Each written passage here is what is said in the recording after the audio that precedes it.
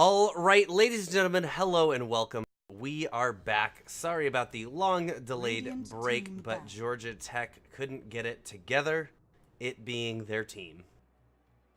Yes, but more importantly, we're back and we're ready for action. And more importantly than that, I'm here with you, Wivrex. I know you've been casting Collegiate Dota all day, but 10 I seconds am remaining. ready to get my feet wet tonight. Who do we have tonight, All Wivrex? teams back. We Radiant have team Georgia back. Tech versus UT Austin. Now, Dire UT team Austin, back. these guys came to play this whole season. Would you like me to let you know about their record, Wivrex? What is their record like, Carlton? They Radiant are team insane. back. Get this. Currently 3-1, with their only loss being to JHUA, which I believe is John Hopkins University's Division 1 team. Even with it being a loss, they still managed to take a game off them. That's just in the spring. Now, let's step back. Let's go before the break. What happened before the 10 break? seconds Oh, remaining. a lot of winning. 2-0, 2-0, 2-0, 2-0, 2-0, 2-0, and 5 guess what the seconds last score remaining. was? I'm gonna guess a 2-0. 2-0. Team Texas has lost once. They didn't like it. They haven't lost since then. On the They flip got a side, taste. They got a taste of the flavor, and they said no, thank you. not for them. They like winning more, and they're good at winning. On the flip side, we have Georgia Tech, not to be confused with Georgia's Game of Throws, the team that recently had a player banned. Why would you not want to confuse those? Because one of these teams has conducted themselves in an unsportsmanlike manner, and that is not what the CSL is about. However, they will still be allowed to play. The player will be punished, not the teams, not the aspiring players on the team. But enough about them. Let's get to Georgia Tech, not to be confused with Georgia's Game of Throws. These boys, 2-1. 10 seconds remaining. So similar score for the spring, but 5 seconds remaining. hold on a moment. Let me tell you about before the break. 5-2. Radiant So Dire they team dabble in defeat. They've dabbled in it, but they seem to win more than they lose. So going in with the information that both these teams like winning. Actually, on my sheet here, I'm showing that their fall record is 6-1, so that must have been their Georgia game. So they were 5-2 in the fall, but they had one of those losses overturned 10 with the seconds remaining. swinging banhammer knocking Georgia Right. out of 5 this. seconds remaining. Radiant team That is correct. Yes, Georgia Tech. Obviously, if a team is caught Dire unsportsmanlike team back. conduct, they will be punished, and if it affects the impact of, or affects the outcome of a game, which in the case it did, we have to look at those. But tonight we're not looking at that. We are looking at these teams playing. And you don't want to get knocked Radiant out team because these teams here, they are fighting for a $30,000 prize pool. That, first prize $10,000 split between 5 teammates. That's a semester of books easily.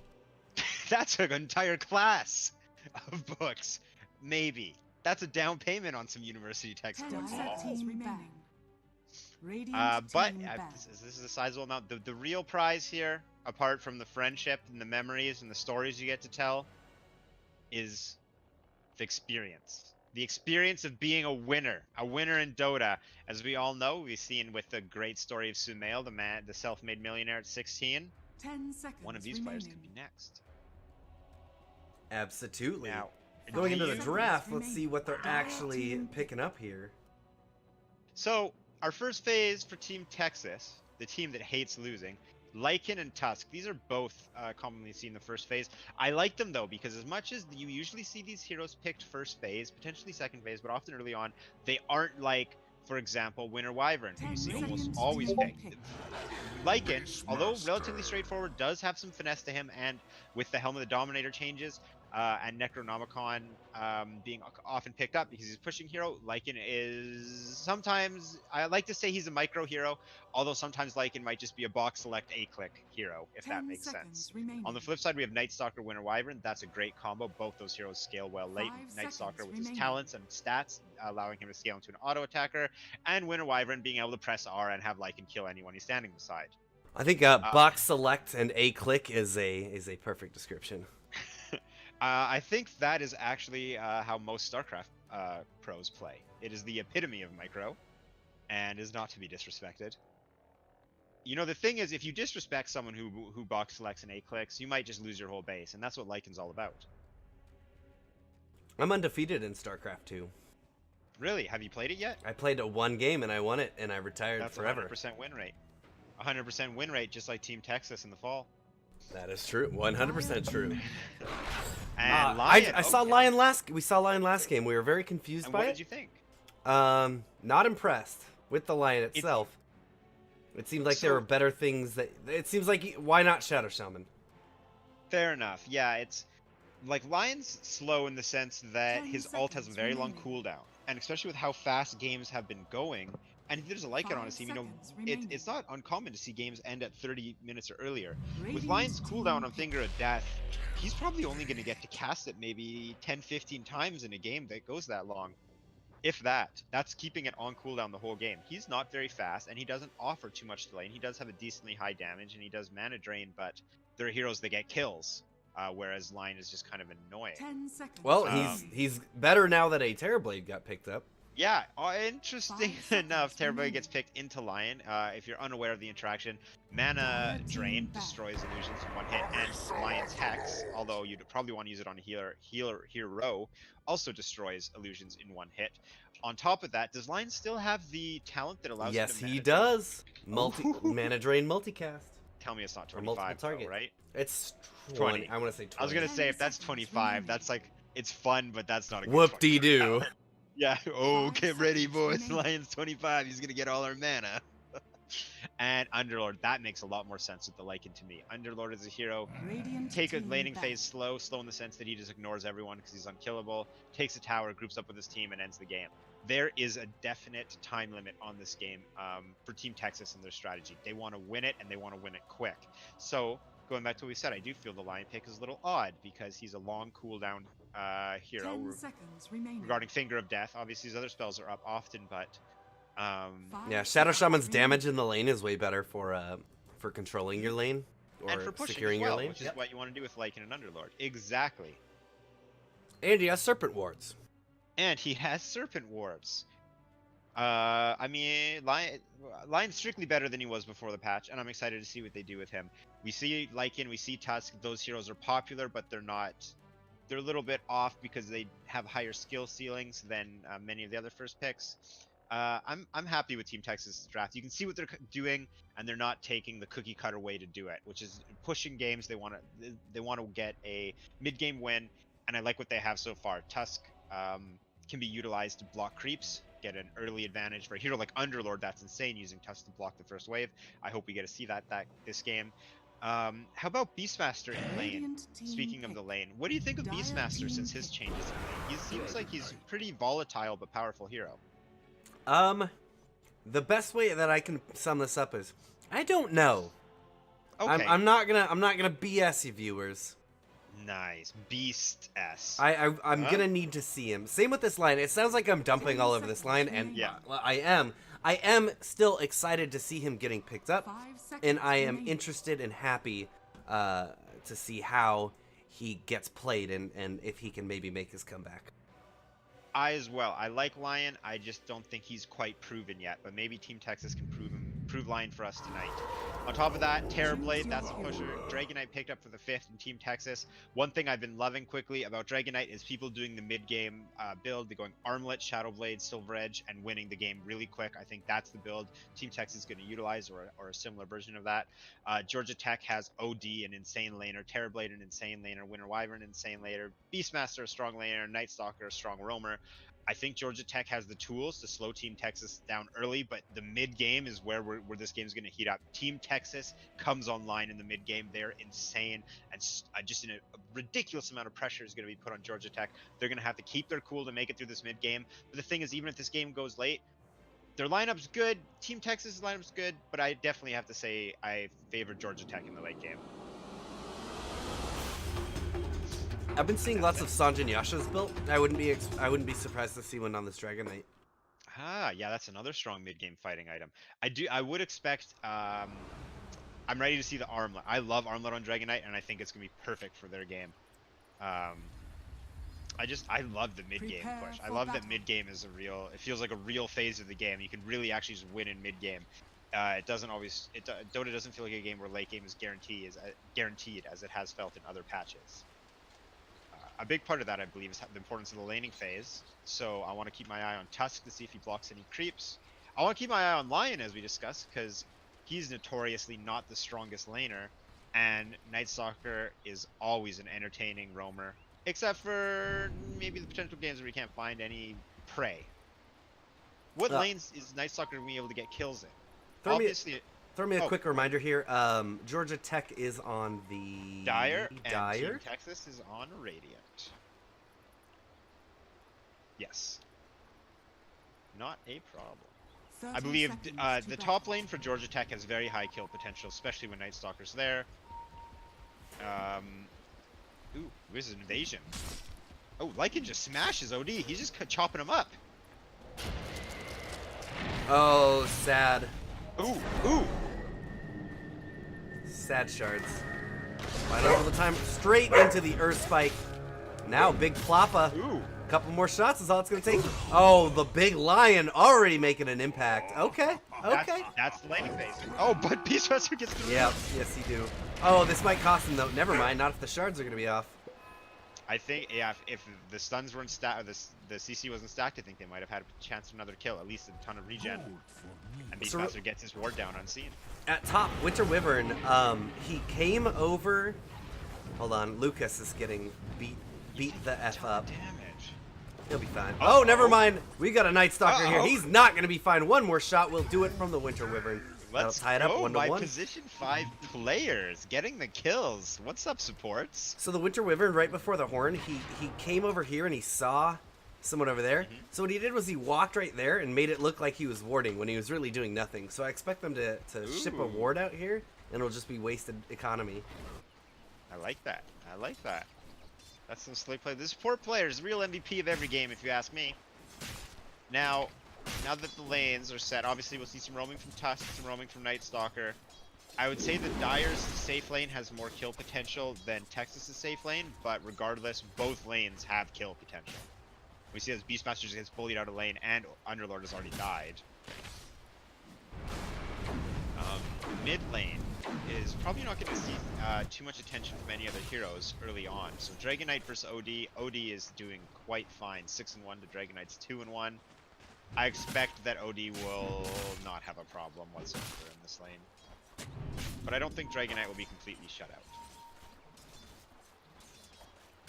Now, Terrorblade's already used Metamorphosis, which is common, helps him CS and just bully the off laner out of lane early before they get some levels and some laning presence. Tusk is doing the same in the bottom lane. He's just smacking Beastmaster who won't fight back. Yeah, he do. Tusk is actually level 2 to Beastmaster's level 1. This is going really well for Team Texas in the bottom lane. Lycan is free farming 11-7 over the 7-6 Terrorblade and 8-3 Dragon Knight for the next 2. So I think we're gonna have a Lycan game, and I like Lycan games. That hero I think is fun to watch and annoying to play against, but we're not the ones playing today. Oh, Lushram is going to get blocked up. There we go, Earth Spike. Hello. Snowball. They're doing as much as they can, but I think they're pretty much out of shit. Well, Beastmaster's level 1, he's low on regen. Tusk is level 2, Lycan's level 3. I think they're gonna be okay. Now, Underlord's isn't doing too well on CS, but he hasn't been bullied out of lane, at least yet. What are the supports up to? Night Stalker wants to come help Beastmaster bottom, which makes sense, and Winter Wyvern's gonna take advantage of pulls. Underlord will get a little bit out of this, but at least Winter Wyvern and Terrorblade can both farm. Maybe Night Stalker can do something in the bottom lane. Well, Tusk isn't the easiest hero to kill. Lion has some decent damage. It's really on Georgia Tech to Night Stalker to make a move. There we go. Stretch the lane. Yeah, they're putting a lot of damage into the Lycan. Maybe chasing him down here. They throw another void. They throw the axe as well, but Chopstick's gonna use those shards, keep him the hell off of his carry. Yeah, he's a frosty player, and he's not gonna leave his Lycan out cold. He's gonna help him out. Now, Inner Beast picked up level 2 on Beastmaster, I guess. That's just rough. Because it's gonna help his lane push, and he already doesn't want that. Metamorphosis is popped top, but it looks like he's just gonna get used to farm. Dragon Knight standing his ground mid, actually with more HP than OD has. Winter Wyvern's rotating bot. Oh, this is the worst time to go bottom right now, Chopstick. It's gonna snowball trying. 3-man Earthspike gonna buy him a little bit of times, but he's still going out of here. Nobody's in. One more shot's all it's gonna take. They get the Chopsticks. Oh, It's this gonna could be a cost great them. trade, though. It's gonna cost them a Beastmaster. They can keep going. Another 2-man Spike. What? 100% Spike. Spike impact. Max. Uh-oh, now Lion he's might just die. gonna TP. He fine. He be He fine, fine. girl. Dang, Dragon Knight actually isn't really that scared of OD. With Dragon Blood and the damage reduction from Breathe Fire, he's doing just fine. Uh-oh, Lycan got a little wild.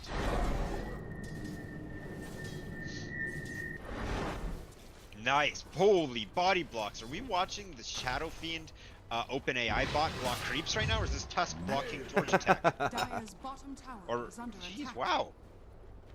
That's some, those are some fun little skirmishes we're having bottom lane, and Lion showing what he can do early on. I mean, if you're gonna hit a spell, hit 3 people with it. Now, Soul Ring's picked up on Dragon Knight, so that's a great item in general for Dragon Knight because of his high regen, because he's a strength-based hero. But also, it's a great item when you're laning against OD. You're constantly not going to have a lot of mana, but regardless of your maximum mana and your current mana, Soul Rings will give you 150, and that's enough to cast Breathe Fire. That's the mana you need. It's just what you need when you need it. Now, we have a werewolf fighting a vampire bottom lane. This is some Twilight stuff going on. Are you team Edward, I think, right? Or team Llama guy? I am... You got a snowball, it's coming in. Mushroom is gonna get forced out of the lane. No, just little mini skirmishes, little bits. Little bad. Little. People just want to go bottom to cast spells. Little bits. Just little fights. Just love taps. Now, Winter Wyvern has his pretty much only spell on cooldown for 40 seconds, so we would expect Texas to play up a bit. As strong as Winter Wyvern is in lane, it's like a roller coaster. Arctic Burn is up, Winter Wyvern's strong. Arctic Burn is down, Winter Wyvern is not so strong. Invisibility.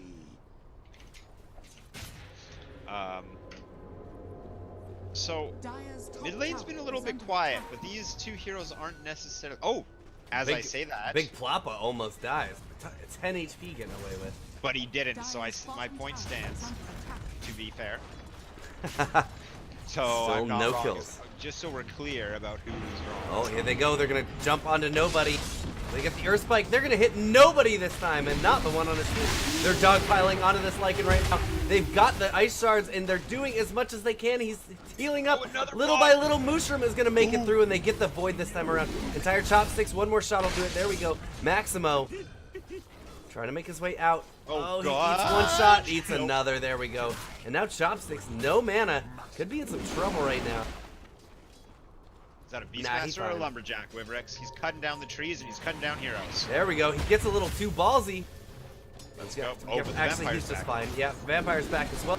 He doesn't have any mana for shards, so it's going to be up to Max. If Max can get in here and get an Earth Spike, it's really what they need. He's getting blocked up by the Night Stalker. Almost gets the Winter Wyvern. They're going to turn around and throw that Cold Embrace on the Night Stalker. Try to do as much damage as they can, but he just walks away. No punishment found. That's an interaction I didn't actually consider, but is pretty obvious. Is Lion's just going to mana drain anytime someone gets Cold Embrace, and obviously Cold Embrace is notoriously a spell that can be painful to cast. They can hurt more than it helps.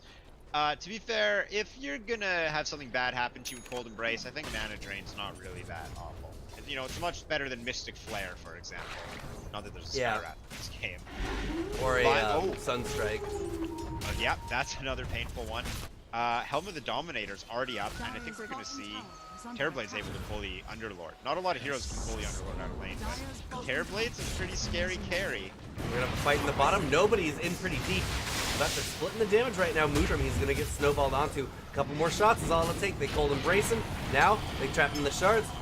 Nobody pops his shapeshift and should be able to run down Mushroom here. There we go. We got the Earth Spike, and now he may even try to chase it down onto Winter Wyvern. One more shot will do it. Yeah, you crawl on your belly. So, as discussed, Lion is known as not being a very fast hero, meaning he has long cooldowns, high mana cost. Lion is going quite fast this game. I would say, Wibrex. And on top of that, speaking of fast heroes, that's a T1 tower gone, a T2 tower being pressured. Lycan pops his Metamorphosis to fight, and he already has his Helm of the Dominator. This game, Team Texas has stuff to do. They don't have time to waste. Were they the ones late, or was that? No, they were the ones. Georgia They Tech. were Yeah, right on top. Georgia Ooh, Tech. Thunder top might Dire's turn into a middle kill. tower is under attack. Nope. By the way, I'd like to give a shout out to Ledin, who is using a purple Arcana on Terrorblade. Purple Gotta Pride. respect the color choice. I love how you can choose the color of your Arcana. Obviously, you have to pay a lot of money. Yeah, but No ball. They're going on a big ploppa. They got the damage. They got the people. They got the death. ooh, that's the kill they want. This is the tower they want. Ooh, Team Texas. Oh, were these the guys that were undefeated? Yeah, and they sure as hell are playing like it. I don't even know if they, like, this is insane. They're not scared. They're not scared of anything. Dire's middle They have a tower guy who has turns into a fallen. wolf, a guy who turns into a dragon. This is insane. The They're guy that turns unstoppable. into a snowball. A guy that turns into a snowball. They can do whatever they want. But yeah, this is what we expected out of them. Is they're gonna play this game very hard and Tusk's level fast. 4. This is their third tower. Lion's level 4 too. They don't even have. Oh my god! If they get this kill, these Almost. What is it, Winter Wyvern? He's insane. caught inside. Okay, here he goes. Uh-oh. Oh, TPs. Uh-oh. They gotta go. Oh, they did this wrong. Oh. They're just gonna leave Goodbye, the Lion. lion. Goodbye. But Sal- they're oh gonna- no, yeah, they're gonna keep chasing on to everyone else as well. The kill they want is Lycan, and he has his ult Nobody? in 3 seconds. It's Let's daytime. go. He can 1 just second, TP out 1 of here. second. He can just TP out of here. Or I can do that too. He can just run out too. Ooh, meantime, In a very fast Underlord fashion. top. Underlord's going for mech. I don't know if Georgia Tech is going to be able to handle the Georgia counter, aka the mech. And Lycan just sprints up top. What do you think about Lycan having more? Not just more than the maximum movement speed, but quite a lot more. Maximum movement speed is still 522, I believe. Although there are ways to pass it, being an agility hero or being Dire's Lycan. top tower is under How do you attack. feel about that little unique quirk to the Wolfman? I think that sounds like a bug. Sounds like a bug to me. Sounds like a bug. Ice Frog, I think your game's bugged. This, It's a this feature. hero moves a little quick. It was bug, now it's a feature. Yeah, that's how we do it around here in Dire's Dota. bottom tower is So under the attack. counter push comes out, mid T1 being pressured as a T2 mid is already gone. A T2 bottom is being pressured by Dragon Knight, a flapper fighting a flapper actually. Back up, Flap but fight! Texas is everywhere. They're flapping around, they're breaking towers, they're breaking heroes, they're angry. Dire's And top they tower don't is like under Georgia attack. Tech. They forced the TP in the bottom to one hero. That means that the rest of the team is going to be able to come up top and probably Yeah. cause all kinds of hell. There are a lot of heroes with wings this game. Speaking of, you know, this game. Actually, nobody just walks in and takes the catapult and leaves. He's not being subtle. He's here for towers. Oh, Winter Wyvern. Eat that firestorm. Now, what is... Beastmaster might get caught out. Oh, no! He's getting flapped upon. Flapping him. Even I thought he was unflappable. No. TP out from Lion. Lion's just going to straight up TP. Oh no, it will get canceled this time around. Snowball bringing him in. They're trying to fight on a Leaden Toke. Leaden Toke did get the swap out, the Sunder. And now these guys are looking in a bit of a precarious position as the very healthy...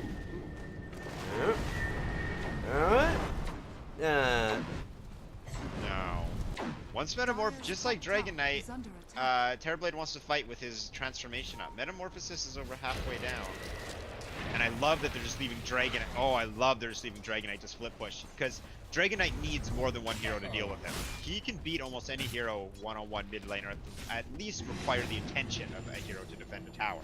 So splitting off 4 and 1 with an Underlord Lycan pushing one way and a Dragon Knight the other way. Whew, boy. What This can is some they do? pressure. This is 1,000 leagues under the sea amount of pressure if you're picking up what I'm laying down. The sports aren't even level 6 yet. Submarines. Oh, Lion. He missed his first Earth Spike. I think that Dire's means he only has about middle tower is under 350% accuracy so far this game. Alright, Snowball, they're going to grab a bunch, go onto the Winter Wyvern. They get him inside. Oh, here comes the Winter's Curse! It's going to get them. They don't do too much, it's just the Tusk. Now, Lycan, he gets turned into a frog, or sorry, that was Leadentoad getting turned into a frog, while nobody turns into a wolf. They're going to be able to get a big finger straight into the face of that Terrorblade. Now nobody running down Big Plappa. He got to get out of here, though, and he does just fine. The whole team is here. It looks like our friend Dragonite came to play, and they've already got so much damage into that bot tower. I think the highlight of this fight right now, obviously the fight went quite well for Texas, but I look what they're doing now. They don't care that Beastmaster got away. They don't care that Nightstalker got away. They don't care that Nightstalker's cutting the creep wave. They have Dragon Form up. They have Lycan at full health and mana. The whole team's here. They know Georgia Tech can't defend. And because of the pressure Texas has put on them, they're hitting the racks Oh, right they're now. going for it. Melee Racks, look how quickly it's going down. Done. Melee Racks down 14 and a half Let's minutes. go. And they out of here. These are objective-based gamers, and I love that. They're playing as a team, they're dancing as a team, they're retreating as a team. Teams that play together, stay together. And even like that little cheeky Nightstalker, he took off early from the fight to cut the wave, it doesn't matter. Georgia Tech is unstoppable, they're a wrecking ball. Anything that goes near them is destroyed. Unflappable, Carlton. They're unflappable. There's four flappers, plus a hero that summons a flapper on Georgia Tech, and Texas remains unflapped. At this point, they might go for Roshan, they might go for the last tower that's outside of Georgia Tech's base in 15 minutes. That's the T2 bottom. Even inside the base, Georgia Tech is missing towers. Texas they're a demolition crew. You know what? You are right. The Dire team here is Dragonite. 5 flappers. This is a kill. This is the kill they want. But is it the kill Dragon they Tail deserve? right into Terrorblade. So much damage. Not going to be able to do anything. They use the roar. But now Mushroom could be in some trouble. Slowing him up with that mana drain. And they are just going to Walrus punch him. No, that's your teammate! It's fine. He He's doesn't fine. care, he's so He big. tickled. He tickled. Oh god, they were A just dragon- keeping them on their toes. Like that's like, you know when in like traditional sports like that those nerds play. Like if a team wins, they'll dump the Gatorade on top of their players to celebrate, and it seems kind of rude. That's what they did. Oh, we're about to win a game. Everyone just start beating up Punch. Dragon Knight. Ah, good. I love this Yeah. tradition. Yeah, this is so much fun. We're hurting each other. And Now now where's the they're rest of hurting their the team? tower. There we go. Get up here, boys. Is this Texas base or Georgia Tech's base? Texas walking like they own the show. They definitely have peace in the front door. Terrorblade is caught out front and taking so much damage. Now they're going to get OD in a second route, and they take him down. Cores on the deck. Good game is called. What do you do? What do you do? Good game. What are you supposed to do? What are you supposed to do? What? Yeah, actually, Lion casted Finger 2 times that game, and his team won in 16 minutes. They take heroes that are slow and they make them go fast. Team Texas. They got They're that quick. go fast juice. They have stuff to do. They're not here to mess around. They're in it to win it. They picked quick heroes and they played quick. They picked Lion, who's a slow hero, and they play slow. It made up for by Lycan's movement speed. Georgia came up late, and they're like, no, we're still finishing this on time. Yeah. Let me get an item and then let's fight as Team Texas is just beating down the second lane of Rax. This is what it comes down to. I think honestly throughout that game we covered it well. Keep your ears clean, guys, because we're pumping out facts about Dota. If you want to learn a thing or two, listen to us. But what it comes down to this game, it's not necessarily about that specific game. That wasn't a unique occurrence for Team Texas. They play together as 5. They have a strategy, they execute the strategy, and look how clean that was. They were proactive the whole game. Georgia was trying to be reactive. I think by the time they realized what was going on, it was too late. They already lost their top racks. Team Texas knows they have a timer. They want to win it in the mid game. They want to push every time they have an opportunity. That was seen by Lycan getting level 6 and taking his tower. That was seen once again when the top tier 2 tower was taken by Team Texas. And then Team Texas ignored the Beastmaster who ran away. They ignored the Nightstalker who ran back to cut waves, and they just took a T3 in racks. After that, Georgia Tech was crumbling. How do you recover from that? Beastmaster, your off-lane player, who your pushing hero has Boots Medallion. He's not ready to go. He's only casted his ult once or twice. Team Texas knew what they wanted to do and they did it. It was their game and they did what they wanted. Georgia Tech just showed up to watch. Yeah, that was definitely a strategic win for Team Texas. Anything that you obviously, I think the thing that Georgia Tech needs to do is be a little bit more reactive in the draft. The fact that that Team Texas was able to build such a lineup is disgusting. So be more reactive. And then Georgia Tech obviously had Terror Blade and a bit of a slower lineup that could start to take over in the mid to late game. Um, and so they just need to not play that game against Texas. One thing that I think Georgia Tech could have done to have a better foothold in this game, Night Soccer needed a better game. And Night Soccer can snowball to a degree, not as insane as some other heroes. But Night Soccer is also a hero that can have a very difficult time in the early game, and we saw that this game. Low net worth, 2,400, although Georgia Tech all had low net worth. But Team Texas is a hard team to kill. Lycan has a health regen talent. Dragonite has a health regen and armor talent. Tusk has Ice Shards and Snowball to get away. Lion is the squishiest hero to kill, and that's a hero with 2 crowd control spells. One of them being AoE, as Maximo demonstrated so well, looking like he was Tidehunter hitting Ravage every time he was using Earth Spike. I would say, as you said, yes. If Georgia Tech sees Team Texas picking a lineup like this, they need to adjust. They know that Team Texas can push, can play as 5. I would expect to see Georgia Tech have much more lane clear and much more team fight in the coming match, as well as much quicker heroes. It is important to note as well that Georgia Tech, they were late. They have the harshest draft penalty that you can impose. So it is reasonable that Texas might be able to apply the pressure by if they come into the draft with they know what they want to do in mind and just pick quick. It's going to put a ton of pressure on Georgia Tech. Definitely, yeah. Snap picking heroes, Georgia Tech doesn't even have time to react. And I've always felt, I've said this many times, I think that's part of the draft. As much as the draft is a mind game with heroes, I think there's something to be said for just snap picking heroes. The second the draft is brought to you, just send it right on back and put the other team in an awkward position, at least for that second where you have to be like, what's going on? What do they do? How do we adjust? And I believe that Team Texas is gonna. I'm excited to see what they're gonna do in this draft because they could go for another strategy. It works so well. You could definitely argue that pulling the same strategy 2 times in a row might not be the best call. But with what they just did, I wouldn't be surprised if they tried again. That was clean. That was smooth like butter. Absolutely. All right, everyone. We are waiting for the next lobby to get all ready to go. We're gonna take a short break, send you back to the wait screen, enjoy some music.